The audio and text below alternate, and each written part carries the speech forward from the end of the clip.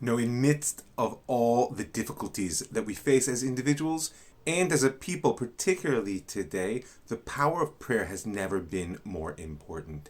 And there are two very common postures in prayer that get encapsulated in a phrase each in Psalms that I want to touch to give us a little bit of guidance of how we can truly learn to cry out.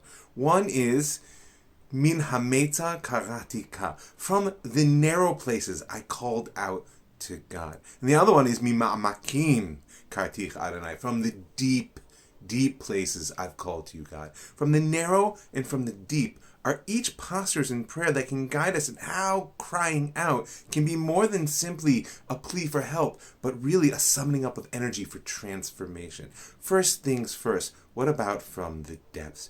Sometimes we can only pray when we realize there's only up to go. When I'm at my deepest spot, like in the 12-step program, if you're familiar, until you hit rock bottom and begin to climb your way out, you're never really sure that things are going to change. This is a point of agency. Figure out where there is only upwards to go and take from this a sense of hope. If you've reached bottom, then looking upwards tells you that things could be otherwise. And remember, the definition of hope is the belief that what is doesn't define what will be. Look upwards out of the depths. See that light at the end of the tunnel, at the top of the hill, wherever it is you're striving to be, and have the hope that things can be otherwise, and cry out in prayer. And what about Mina Meta Kratika, from the narrow places? Well, first of all, narrow spots, like a river that gets forced into a smaller channel, give us momentum, right? The very feeling of being hemmed in pushes us forward with a greater power. So let the pain you feel by being hemmed in